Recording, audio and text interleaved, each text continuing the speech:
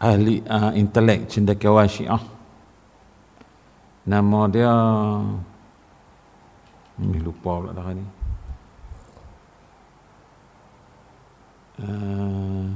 Tak apalah.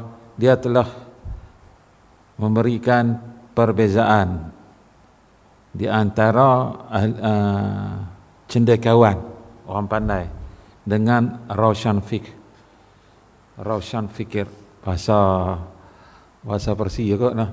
Roshan Fikir, ahli syariati.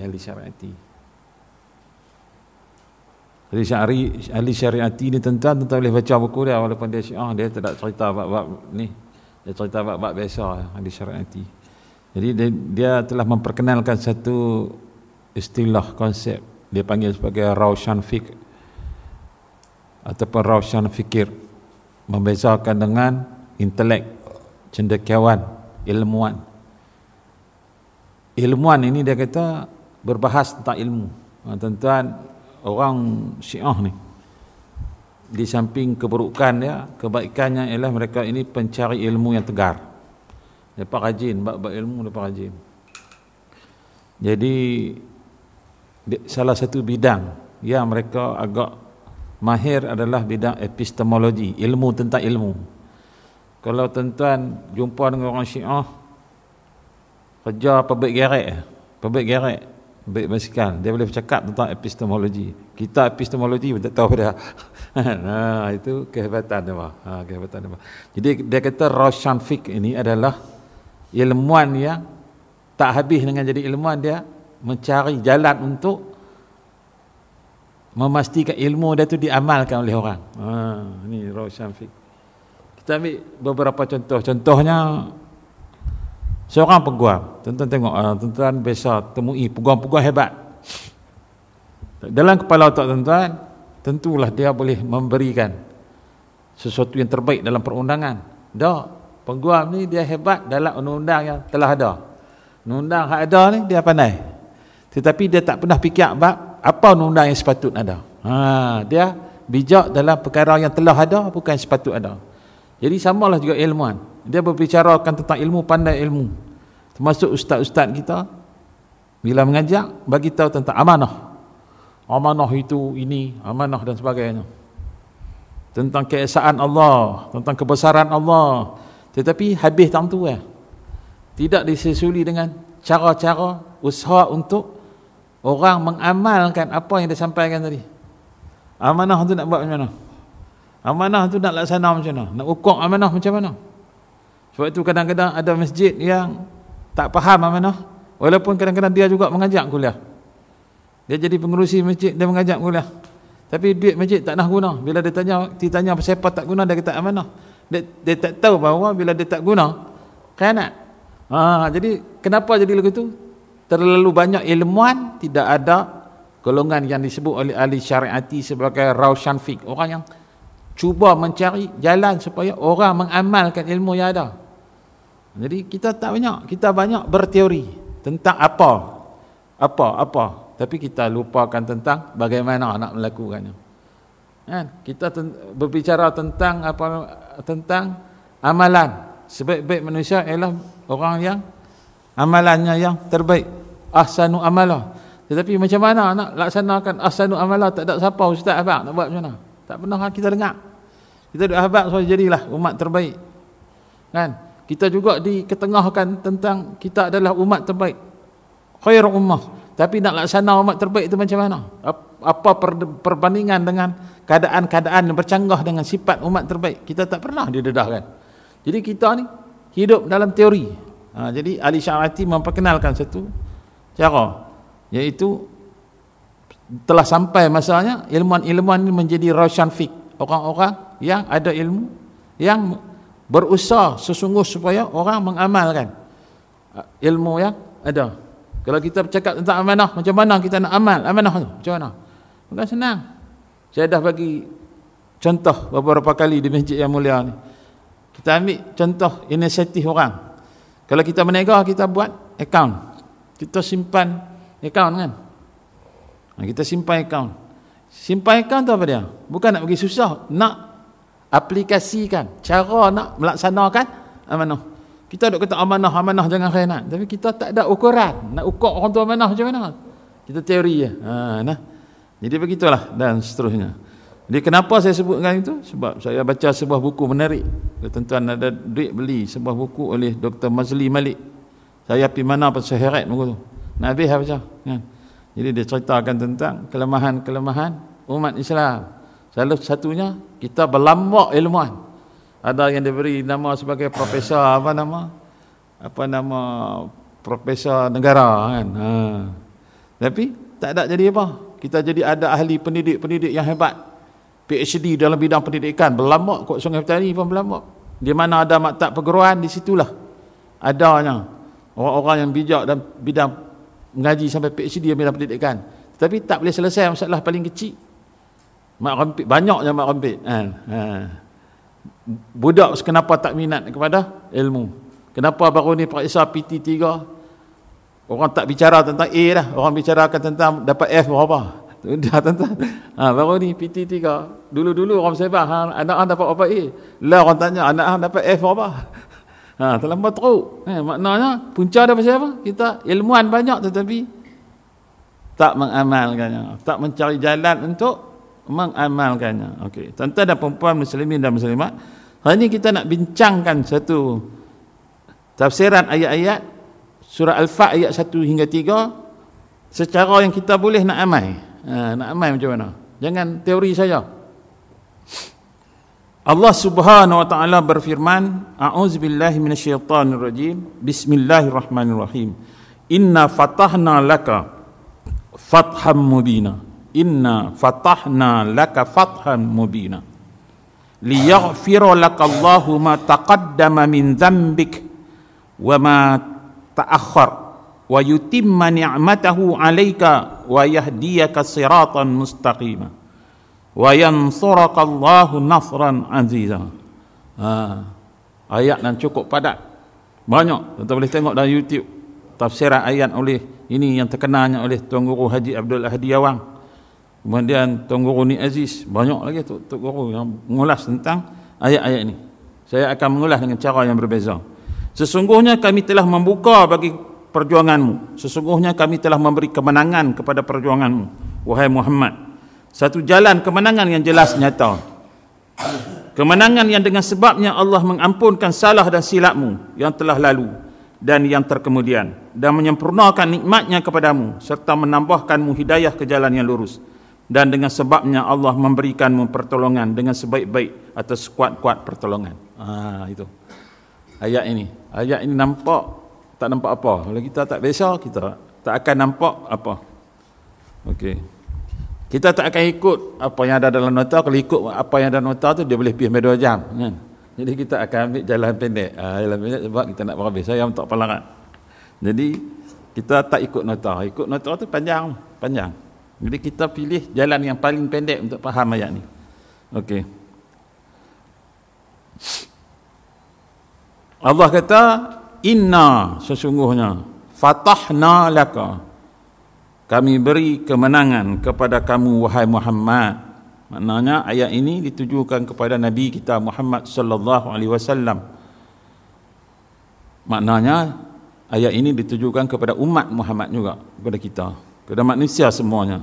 Fatham mubina, kami berikan kepadamu kemenangan wahai Muhammad, dan kami berikan kepadamu kemenangan yang nyata. 2 kali kemenangan itu.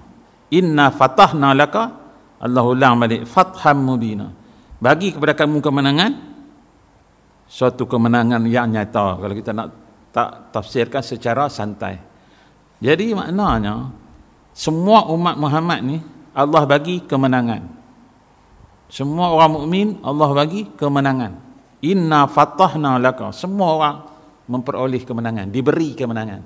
Tak ada orang perlu cari kemenangan, tak perlu. Kemenangan telah ada. Jangan ada siapa yang tak mau menang, sebab kemenangan telah diberi. Tanyalah ulama mana pun, ayat ini menunjukkan bahawa Allah bagi kemenangan. Siap-siap. Cumanya kemenangan tu kita tak capai. Allah bagi tapi kita tak capai. Tapi kepada Nabi SAW Allah bagi kedua-dua. Kemenangan pun bagi, pencapaian kemenangan pun bagi, iaitu fatham mubina, kemenangan yang nyata. Sekali kita akan bincang, kita akan faham ayat nombor 1 dengan sedalam-dalamnya insya-Allah. Inna fatahna laka fathan mubina. Siapa ada nota dalam apa nama program Telegram yang masuk grup saya, ada nota tambahan gambar rajah. Kalau ada gambar rajah tu lebih mudah faham. Saya tak bagi pada tuan-tuan. Inna fatahna laka fathan mubina.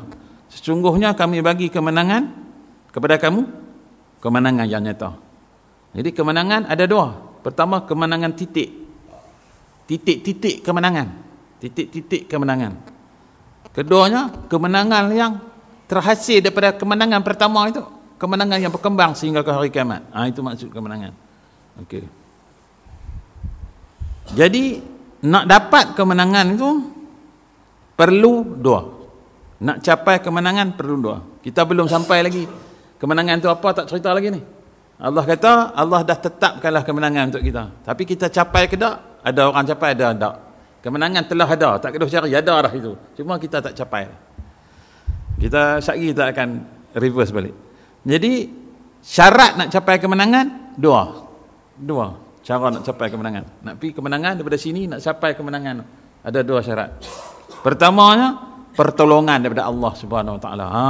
Kemenangan bersamaan dengan kemenangan.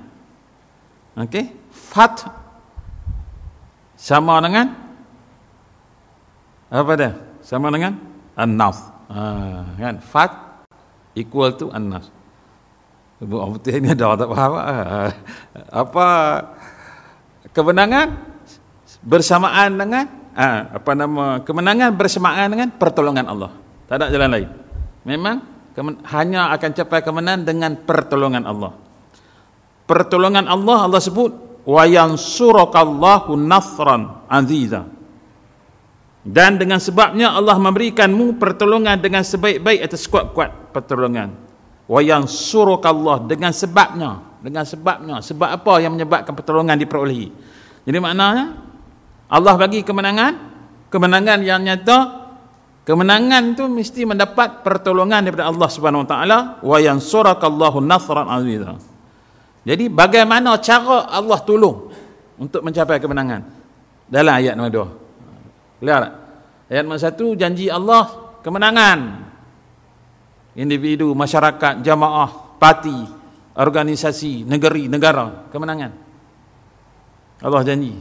Sama ada kemenangan itu menjadi nyata, itu bergantung kepada pertamanya pertolongan Allah Subhanahu Wa Taala, pertolongan yang sungguh-sungguh, yang sehebat-hebat, sekuat-kuat pertolongan. Ayat 3. Okey. Bagaimana cara Allah menolong? Bagaimana cara Allah menolong? Ada dalam ayat nombor 2. Bagaimana cara Allah menolong? Ada dalam ayat nombor 2. Okey? Clear?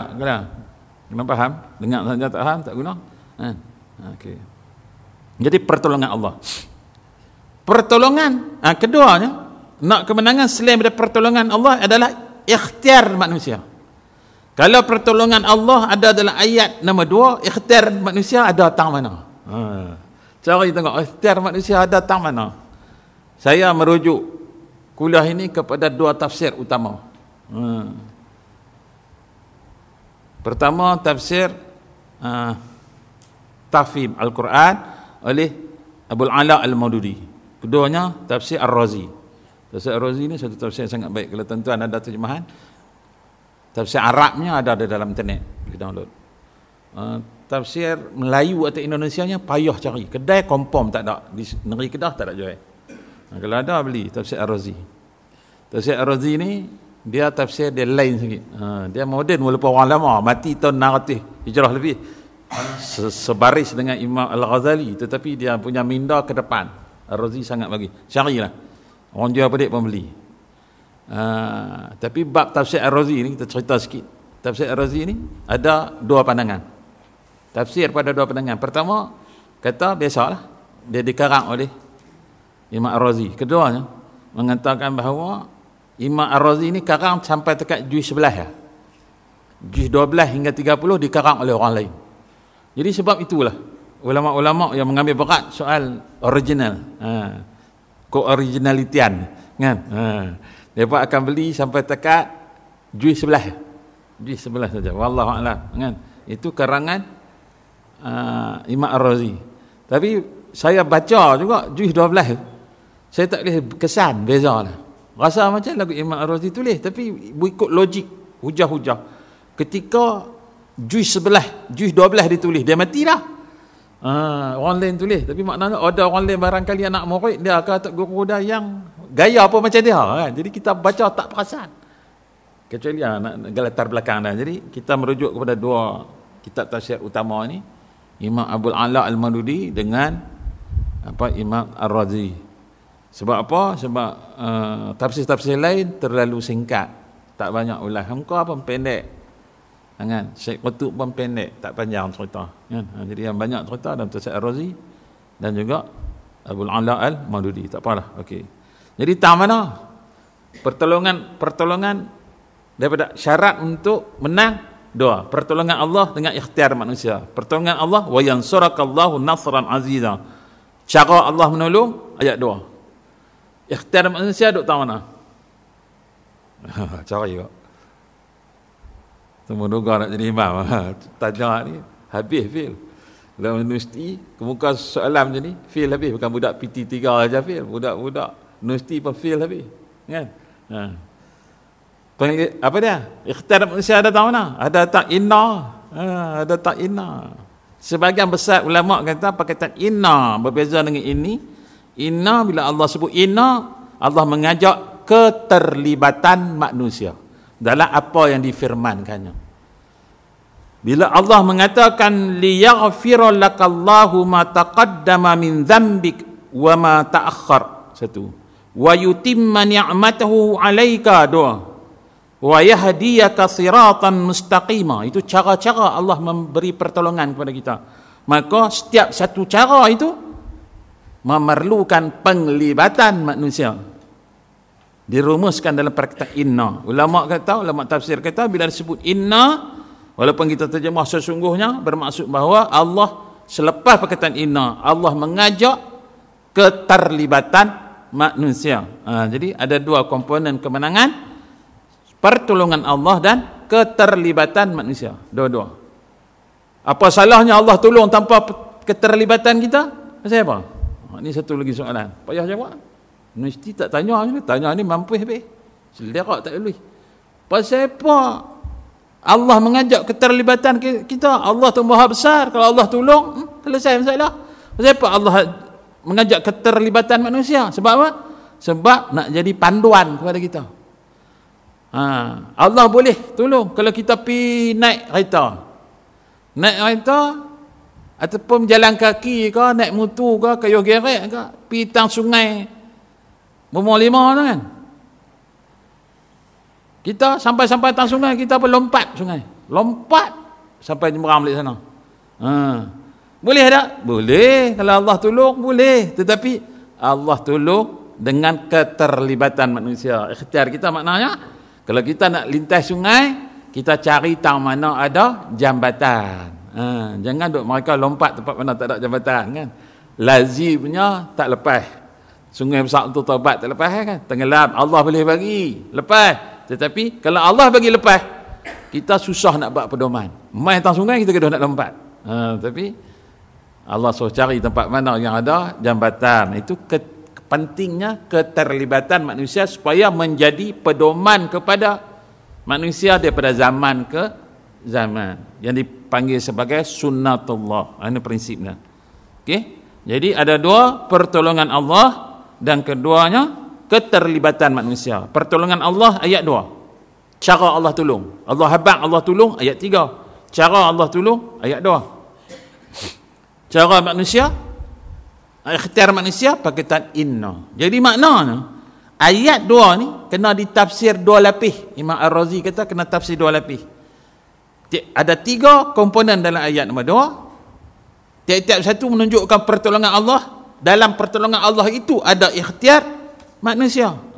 Okey, kita mai kita tengok 3 pertolongan Allah ini. Okey, cara Allah menolong. Pasal apa Allah habaq cara Allah menolong? Dalam surah Yasin Allah sekadar kata kun fayakun. Lalu orang Melayu pun syok baca Yasin pasal ada kun fayakun, tak ada kun fayakun tak baca Yasin. Maksud apa? Allah nak bagi mudah aja kita. Allah cara Allah tolong. Mau dah siapa randinya. Cara Allah tolong. Macam ni cara Allah tolong. Okay? Supaya jadi pedoman kepada kita. Kalau Allah tak abang macam ni, kun fayakun saja, kita tak ada pedoman. Tak tahu nak buat macam mana. Yang nak bagi jadi, nak bagi Allah tolong kita untuk mencapai kemenangan. Okey. Lalu kita tengok 3 pertolongan Allah. 3 cara Allah tolong kita. Sebelum kita bincang tentang kemenangan. Liyaghfira lakallahu ma taqaddama min dzambika wa ma ta'akhkhar. Satu. Satu. Kedua, wa yutimma ni'matahu 'alaika. 2. Ketiga, wa yahdiyaka siratan mustaqima. 3. Senang sangat. Keduanya, pertamanya, liyaghfira lakallahu ma taqaddama min dzambika wa ma ta'akhkhar. Allah mengampunkan dosa-dosa kamu wahai Muhammad, dosa-dosa yang lalu dan dosa-dosa yang akan datang. Itu satu cara Allah tolong. Mengampunkan dosa-dosa lepas dan dosa-dosa akan datang. Keduanya, Allah turun dengan menyempurnakan nikmat ke atas kamu. Menyempurnakan nikmatnya ke atas kamu. Wa yutimma ni'matahu 'alaika. Ketiga, Allah bagi bimbingan. Wa yahdiyaka siratan mustaqima. Bimbingan macam mana Allah bagi? Bimbingan yang sangat mudah, tak gaduh pening kepala. Sebab apa? Kita tahu kata bimbingan Allah ni mudah. Allah kata sirat. Sirat jalan satu kan. Allah tak bagi 4 jalan. Kita bincang 2 minggu lepas. Kepada lebah Allah bagi banyak jalan kan. Subula rabbik, subul kan. Dia ada perkataan jamak. Sirat tak ada perkataan jamak, satu tunggal ya. Siratan mustaqimah, jalan lurus itu satu. Jadi maknanya tak gaduh pening kepala lah kan. Itu bimbingan Allah satu tu. Jadi 3. Okey, wa yahdiyaka siratan mustaqimah yang ketiga. Okey, itu cara Allah menolong kita. Nampak tak? Tak nampak kalau kita tak mengikuti kuliah kan. Tak nampak. Okey, kita tengok satu-satu. Liyaghfira lakallahu ma taqaddama min zambika wa ma ta'akhkhar. Allah ampunkan dosa-dosa kamu wahai Muhammad yang telah lalu dan juga yang akan datang. Bagi pertolongan jenis ini kita perlu 2 tafsiran berbeza. 2 tafsiran berbeza. Cerita macam mana? Payah dia kena pakai whiteboard. Liyaghfirakallahu ma taqaddama min dzambika wa ma ta'akhkhar ni Allah kata Allah ampun dosa kamu yang lepas dan dosa akan datang. Ada dua pertolongannya. Pertamanya dalam bentuk pertolongan Allah, keduanya dalam bentuk ikhtiar manusia. Dua-dua ada ayat ni kan. Okey, kita ambil tentang pertolongan Allah saja tanpa ikhtiar. Pertolongan Allah saja tanpa ikhtiar kita. Pertolongan Allah saja tanpa ikhtiar pun ada 2. Pertama kepada Nabi SAW dan keduanya kepada kita. Apa bezanya? Sebab pasal apa Allah kata aku ampunkan dosa kamu wahai Muhammad, dosa yang lalu dan dosa yang akan datang. Nabi bukan berdosa kan? Nabi tak buat dosa baik besar maupun kecil. Tetapi Allah, kenapa Allah kata begitu? Imam Ar-Razi kata dosa yang disebutkan dalam konteks Nabi SAW bukan dosa macam dosa untuk kita. Maknanya kelemahan-kelemahan yang ada pada Nabi. Kelemahan-kelemahan yang ada pada Nabi. Tu pun kena ambil perhatian. Bukan makna Nabi lemah. Kelemahan tersedia, ada. Contohnya katalah tinggi Nabi 5 kaki 10 inci. Katalah kan. Ada orang 5 kaki 12 inci. Mestilah 5 kaki 12 inci lebih tinggi. Bukan maknanya Nabi kuman, maknanya Nabi takat tinggi tu, takat tu Allah jadikan dia. Kelemahan tersedia dia panggil. Kelemahan tersedia. Nabi apabila ditahan di satu tempat yang bernama Hudaybiyah. Kan? Jumlah yang bersama Nabi 1,400 orang. Lemah tak? Lemah. Bukan lemah Nabi, lemah keadaan. Iaitu penyokong sikit. 1,400. Bukan Nabi lemah. Dan memang bagi lagu tu. Kelengkapan tak cukup, memang lagu tu. Itu maksudnya dosa-dosa yang lalu. Jadi maknanya Allah anggap sebagai seorang Nabi itu dianggap lemah. Itu dianggap lemah. Misalnya dalam ayat tentang yang menceritakan bagaimana Allah menegur Nabi SAW kan, dalam ayat Abbasah kan, Nabi bila ada orang mai, ada sahabat mai, sahabat tu susah sikit, sahabat tu tegur, Nabi beralih ke lain. Sebab Nabi duduk tengah bermajlis bersama dengan orang kaya. Bukan kerana Nabi mengutamakan orang kaya, sebab waktu tu program untuk orang kaya. Jadi damai. Jadi Nabi pun tak peduli dia sangat. Banyak hadis yang menunjukkan Nabi tak peduli. Memang kena tak peduli. Tetapi sebagai seorang Nabi, Allah kata itu kelemahan. Itu kelemahan. Bagi kita tak ada dosa apa, dosa kecil pun tak. Tapi itu satu kelemahan. Jadi Allah kata Allah ampunkan dosa-Mu wahai Muhammad yang telah lalu dan akan datang. Maknanya Allah mengangkat kelemahan Nabi sallallahu alaihi wasallam. Allah mengangkat kelemahan Nabi. Itu point, first point. Point pertama dalam pertolongan Allah jenis pertama. Okey. Allah mengangkat kelemahan. Okey. Kita tengok juga dalam konteks umat Nabi kita Muhammad sallallahu alaihi wasallam. Dalam konteks kita. Dalam konteks kita Allah ampunkan dosa kita. Dosa sungguh ni. Dosa yang kita telah lepas dan juga dosa yang akan datang. Bila Allah nak tolong, Allah akan ampun dosa-dosa kita.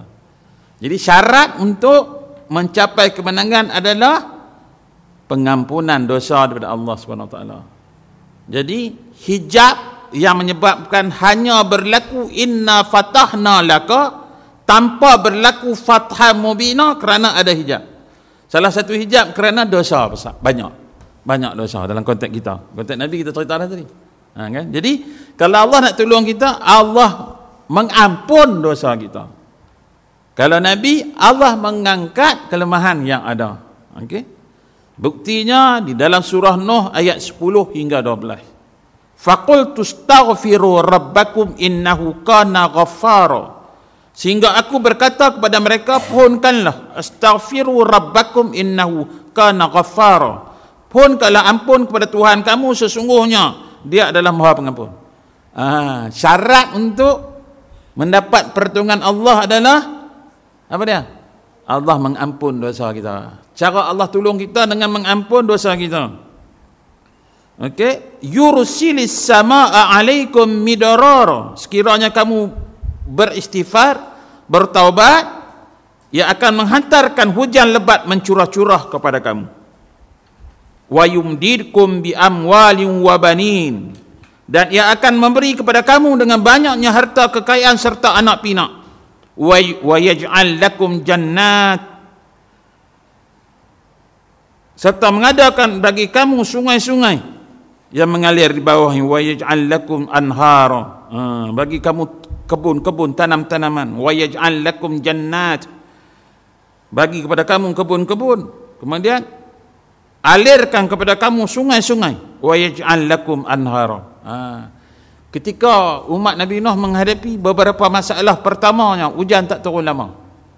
Zaman sesuai dengan zaman tu. Hujan tak turun lama bermakna pokok mampu habis. Hujan tak turun lama menyebabkan binatang tinggal rangka saja. Hujan tak turun lama merosakkan ekonomi. Satu. Dua, ramai orang menikah tak dapat anak. Ketika tu. Wa yumdidukum bi amwali banin, tak dapat anak. Ketiganya, kebun-kebun mereka tidak menjadi, maka Allah bagi kebun kepada mereka. Lepas itu kebun menjadi saja, kebun ada, tapi saliran tak ada. Kita ada macam mada dan sebagainya. Mada tak ada tu. Mada tak ada, saliran tak ada. Allah bagi wa yaj'al lakum anhara. Allah bagi sungai-sungai yang mengalir. Jadi depa menghadapi masalah pertama, hujan tak turun. Masalah kedua, menikah tak dapat anak. Masalah ketiga, kebun-kebun. Masalah pada nak mengurus kebun. Masalah keempat, pengairan. Itu masalah ekonomi zaman itu. Jadi punca kepada masalah ni pasal apa? Dosa. Dosa. Maka Nabi Nuh kata, faqultu astaghfiru rabbakum innahu kana ghaffara. Sehingga aku berkata kepada mereka, pohonlah ampun kepada Tuhan kamu, sesungguhnya Dia adalah yang Maha Pengampun. Jadi maknanya nak dapat keempat-empat masalah, nak selesai empat masalah tadi, punca ada kerana apa? Hijab kepada kemenangan.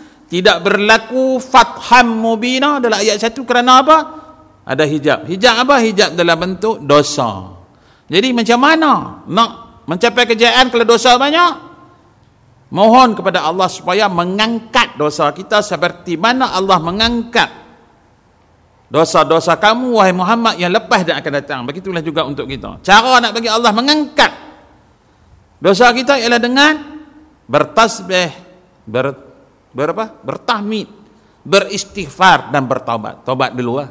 Taubat, beristighfar dan bertahmid. Kan? Jadi itu cara dah.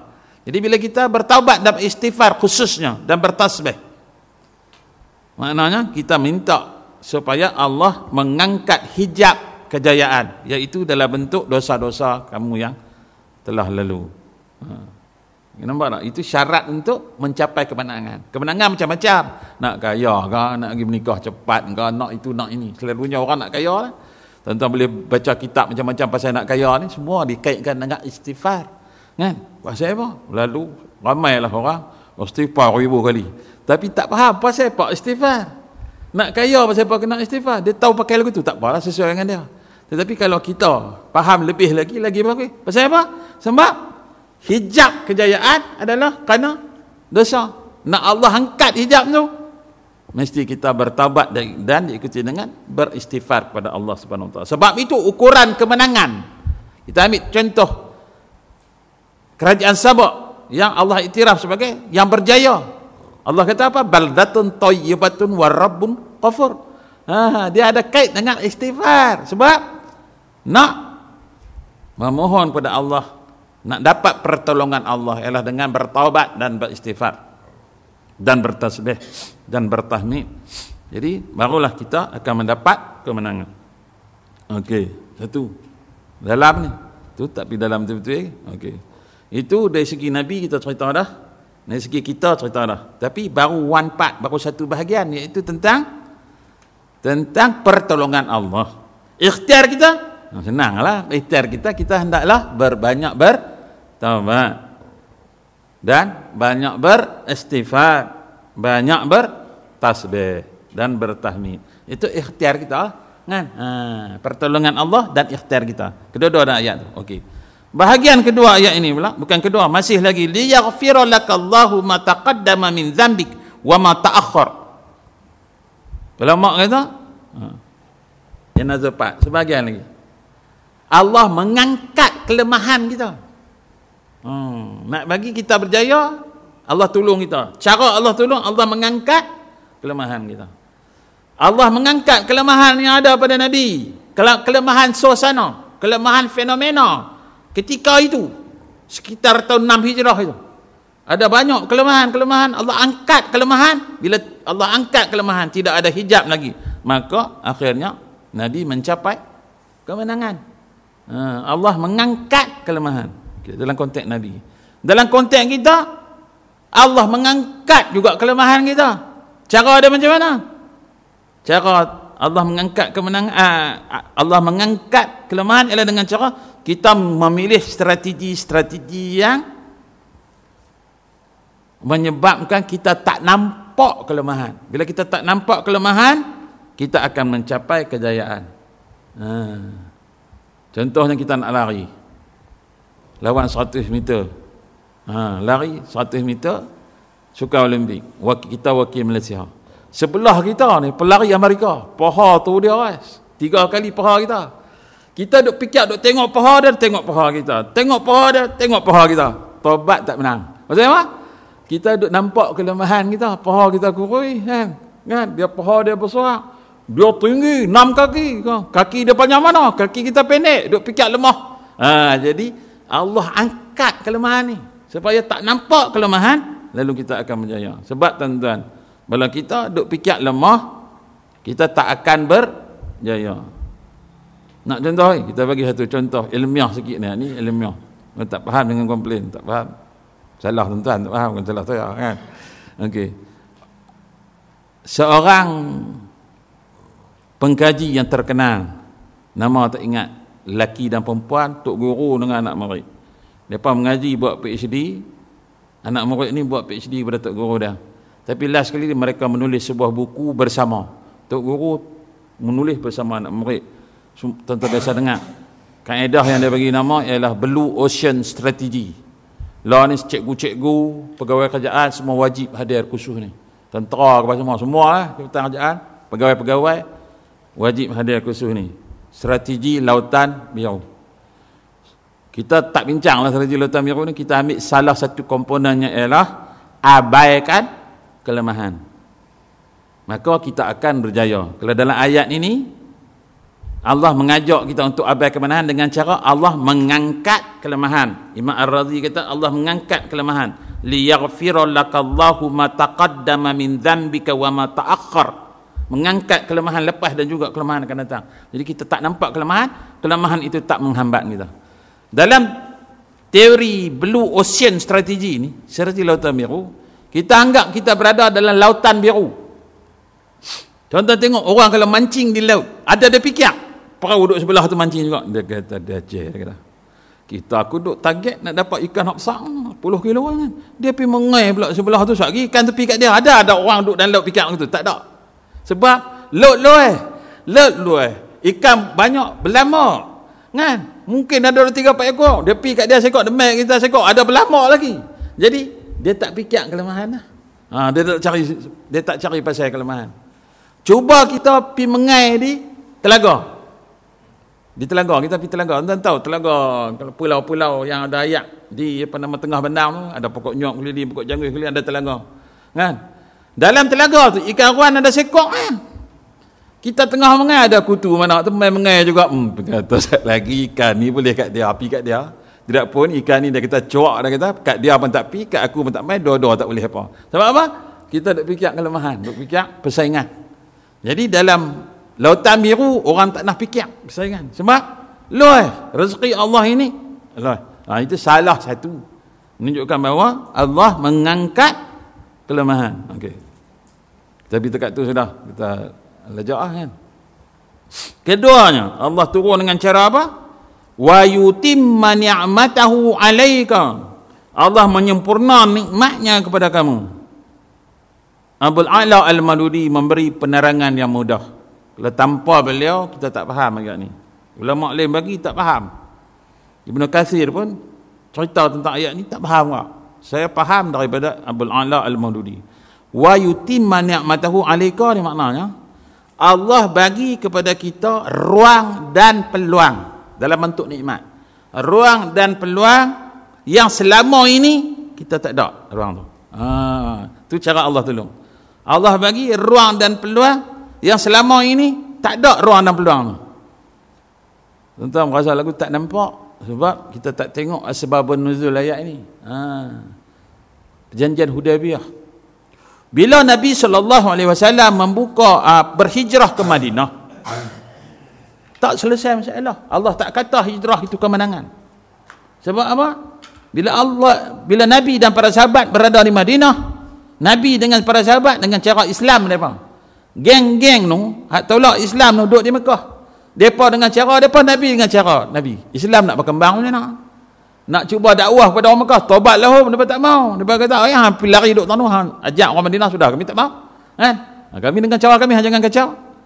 Kan? Kemudian samalah juga orang Mekah pun nak belajar daripada orang Madinah pun tak ada ruang sebab berkelahi, terputus dah. Mekah dengan cara Mekah, orang Madinah dengan cara Madinah. Orang Madinah di bawah Nabi SAW bangunkan Madinah. Bangunlah tapi tak ke mana sebab bawah tempurung sekitar Madinah saja.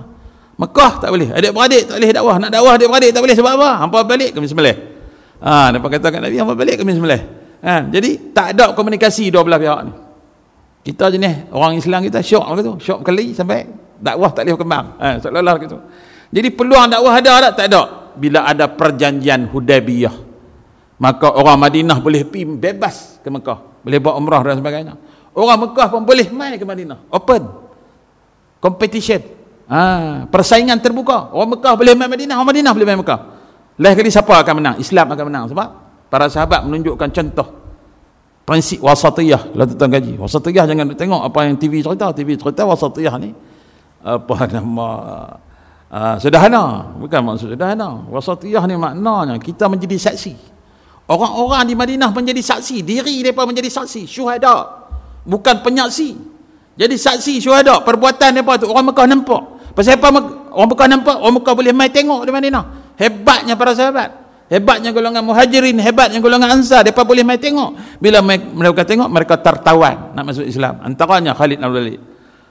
Sebelum tu orang sebut Islam lah, kami tak nampak apa baik pun. Dia kata, sebab apa? Kami duduk di Mekah, hak nu duduk Madinah, terpisah. Tak ada hubungan menyebabkan Islam tak boleh berkembang. Bila ada perjanjian Hudaybiyah, orang Mekah boleh main Madinah, orang Madinah boleh pergi Mekah. Itu dikatakan peluang. Itu yang dikatakan wa yutimma ni'matahu 'alaika. Boleh nampak? Maknanya ruang. Sebelum ni ada tak ada. Tak ada peluang, no way out kepada orang-orang Madinah untuk dakwah orang Mekah. Sebab nak pergi tak boleh. Lah ni dua-dua boleh. Bila dua-dua boleh, menang kat Islam. Itu. Kemudian ada banyak lagi lah pengejaran daripada penjajah Madinah. Setakat nak cerita makna wa yutimma ni'matahu 'alaika wa yahdiyaka siratan mustaqimah.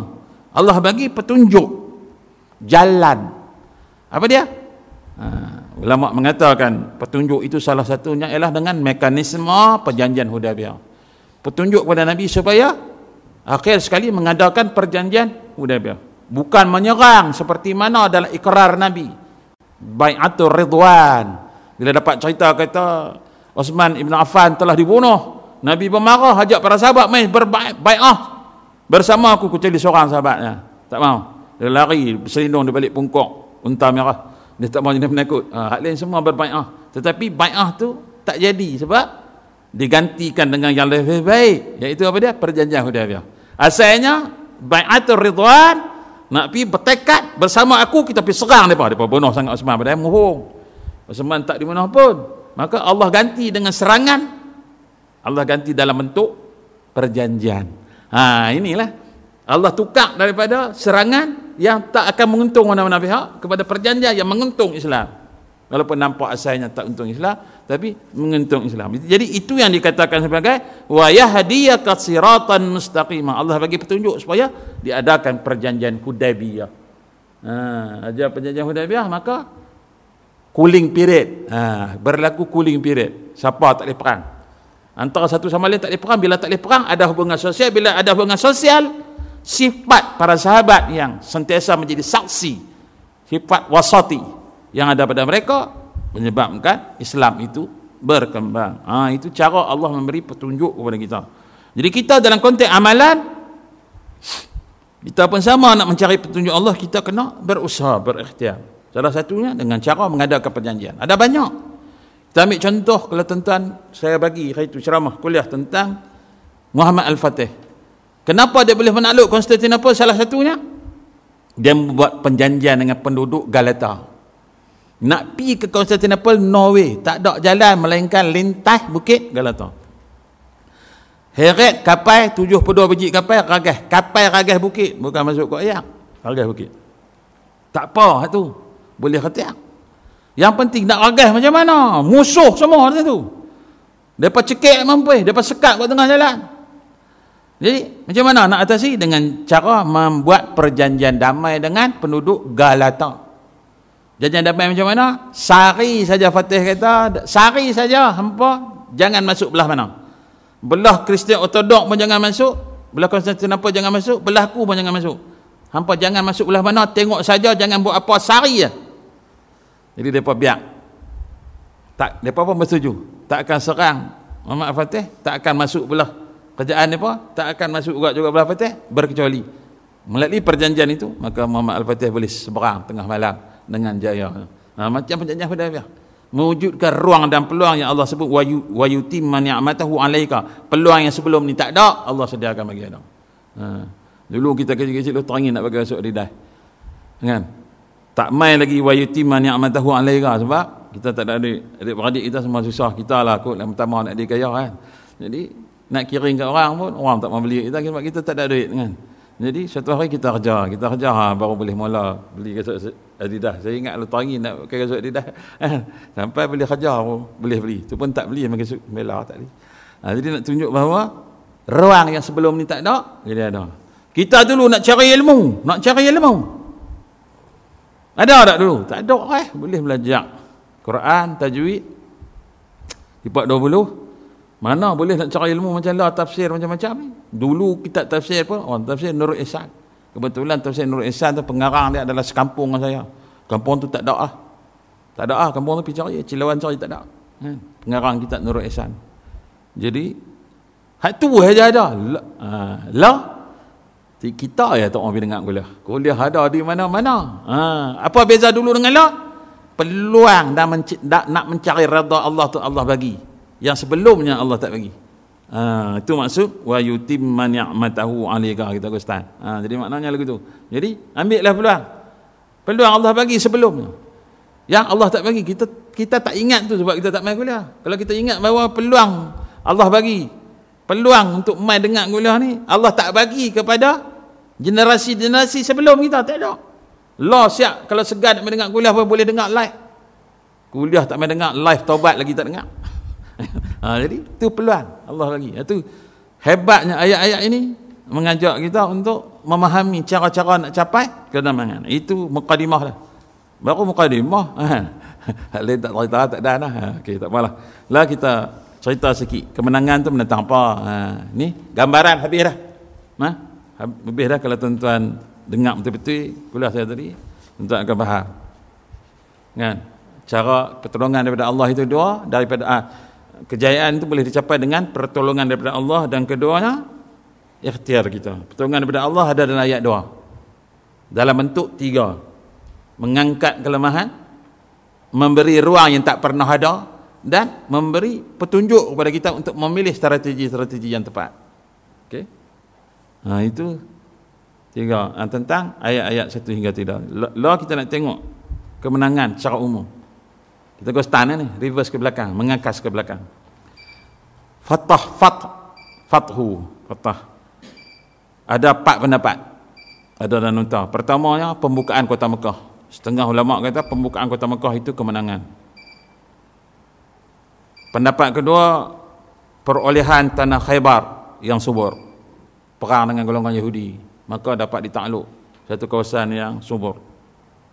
Ada orang buat kajian di Arab Saudi, semua benda-benda hebat ini, lah nak cari lokasi tepat tak ada, tak tahu. Kerana kelemahan kerajaan Arab Saudi, dia mengabaikan tempat-tempat bersejarah. Dia gairah untuk membina bangunan dan sebagainya, hilang. Sehingga kan tempat paling tepat, lokasi tepat penjajah Hudaybiyah pun tak tahu. Pokok tu duduk tak mana pun tak tahu.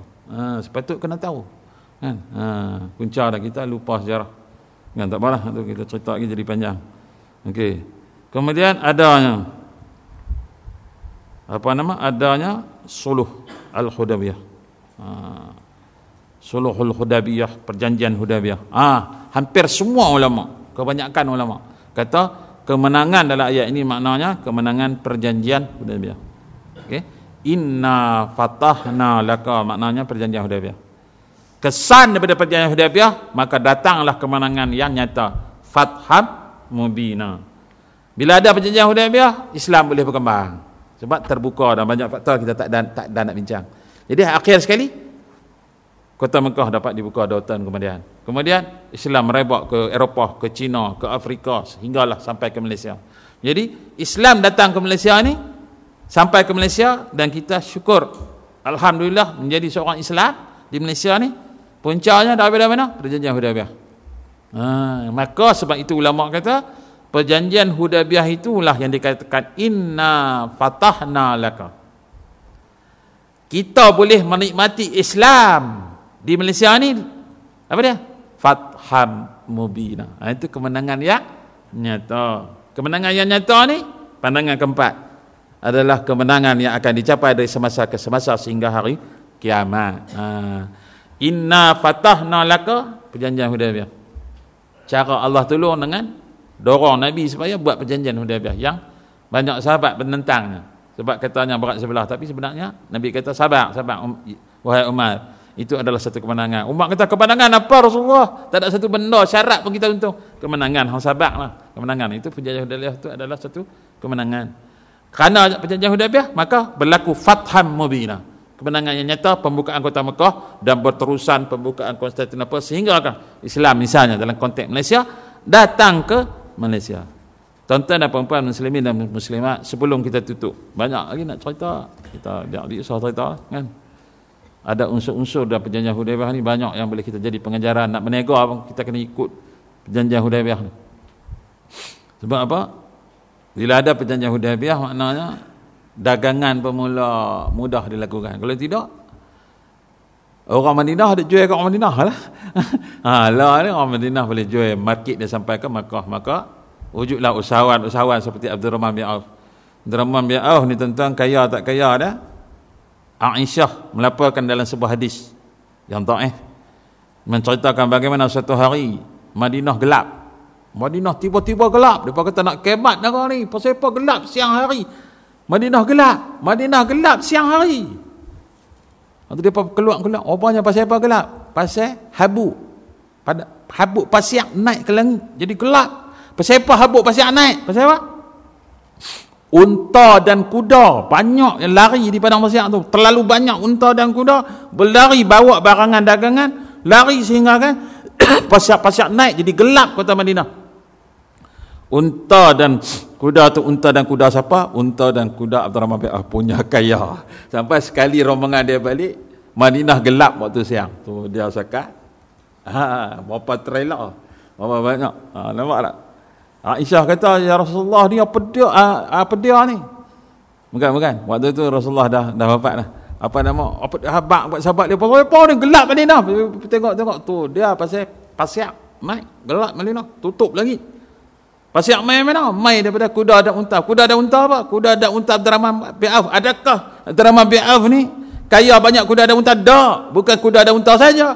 Kuda, unta dan barang atas kuda dan unta. Tu dia. Kalau kita tengok selepih, kaya betul sampai jadi gelap Madinah. Banyaknya kuda dan unta, tak jadi lagi. Bukan kuda dan unta saja, tiap-tiap kuda dan unta tu bawa barang dagangan daripada Syam. Tu dia nak tunjuk bahawa kesan daripada perjanjian Hudaibiyah. Satu lagi, bila ada berlaku perjanjian Hudaibiyah ni, pengiktirafan. Hidup ini memerlukan pengiktirafan. Kita jual ubat. Kalau tak dapat pengiktirafan Kementerian Kesihatan, jenuh jajah. Keluar hadis macam-macam. Tapi kenal juga pengiktirafan Kementerian Kesihatan. Pengiktirafan sangat penting. Sebab tu kita buat mahat tahfiz.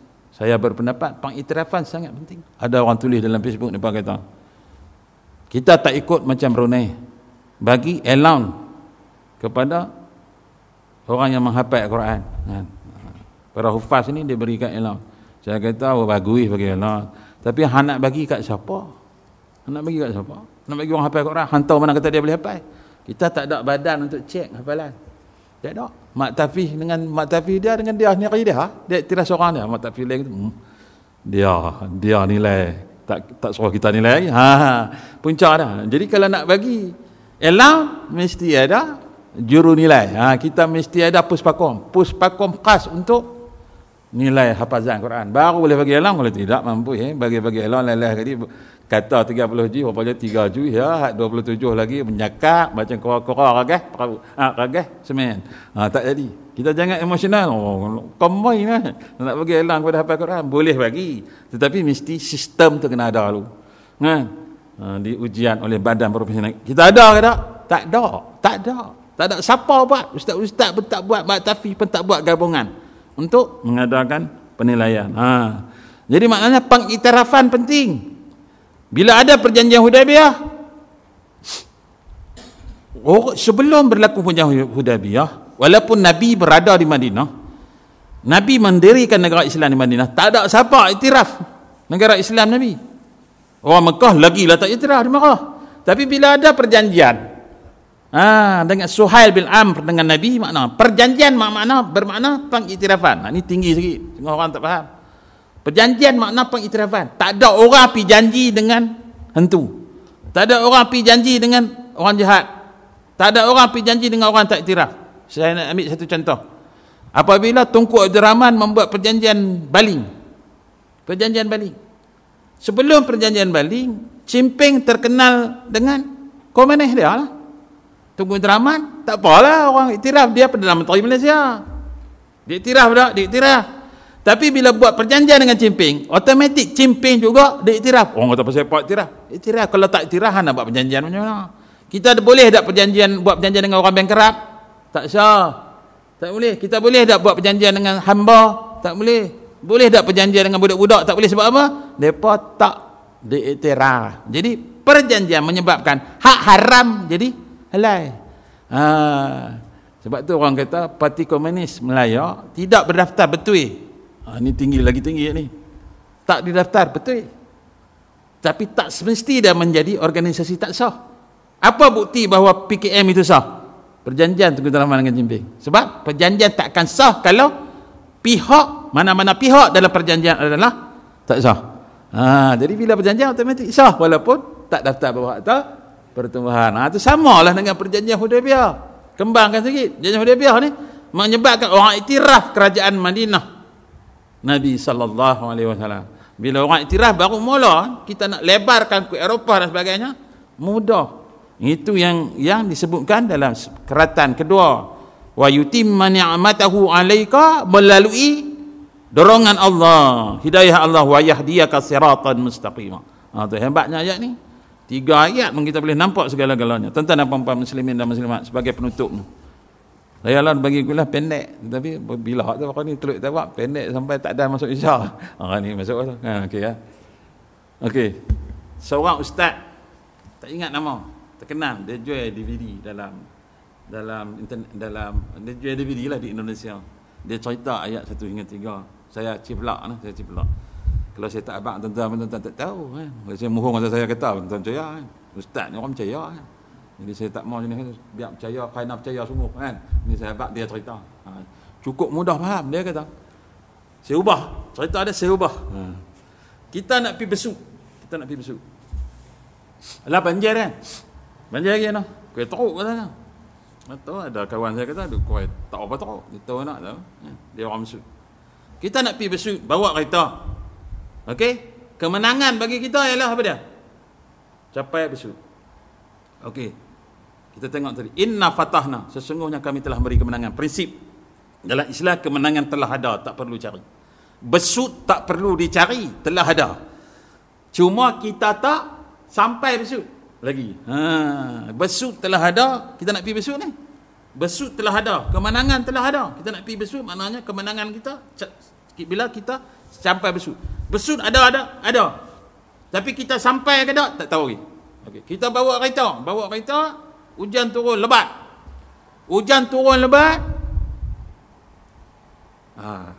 Satu persoalan. Pasal apa hang tak sampai besut? Kita tanya kawan ni. Ni lama dah 12 jam dah, setengah hari dah, pasal apa hang tak sampai besut lagi? Dia kata, "Woi, nak sampai besut macam mana? Jalan tak ada pergi besut." Dia kata jalan tak ada. Tu tak betul. Jalan pergi besut ada. Kemenangan ada. Hang tu pasal apa hang tak sampai besut? Patutnya bukan dia kata jalan tak ada. Aku tak nampak jalan. Sebab apa? Hujan lebat, aku tak nampak jalan. Jalan ada. Kemenangan ada.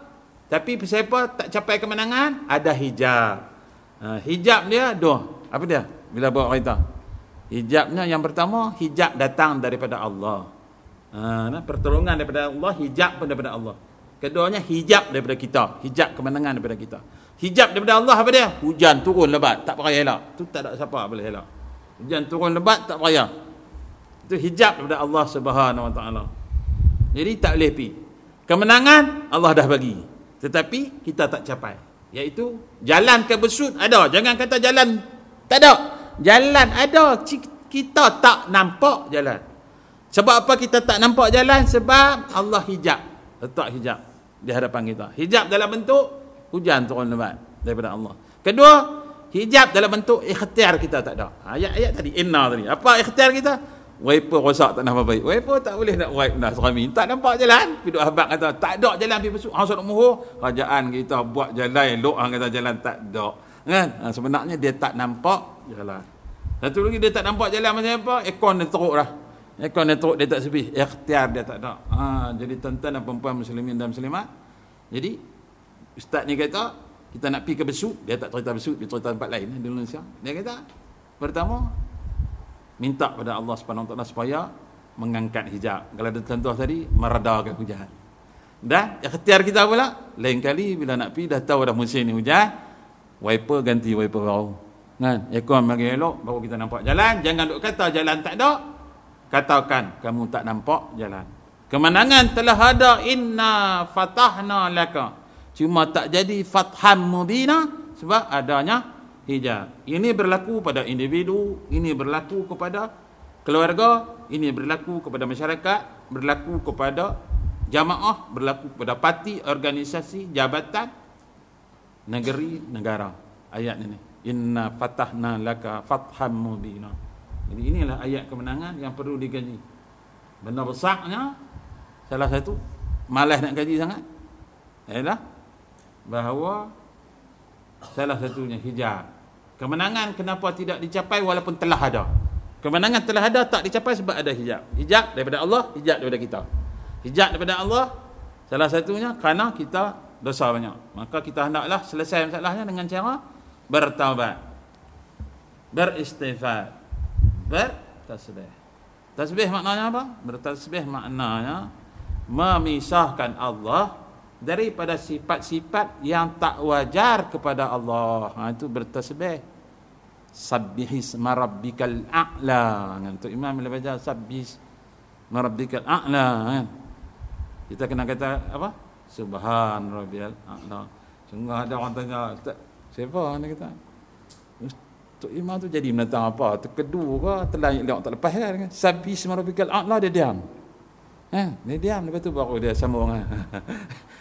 Orang tak tahu, nak bagi peluang kita kata Subhan rabbiyal a'la, benda yang boleh sebut di dalam solat, benda-benda zikir kepada Allah. Subhan rabbiyal a'la. Dia duk kata tok imam ni apa, telan dia tak lepas kan? Sabbihisma rabbikal a'la. Dia kan. Nak bagi peluang kepada kita mengatakan Subhan rabbiyal a'la kan. Itu contoh kita nak menjauhkan sejauh-jauhnya, bagi hapus terus sifat-sifat yang tak wajar kepada Allah, sifat-sifat yang tak wajar kepada Allah Subhanahu wa taala.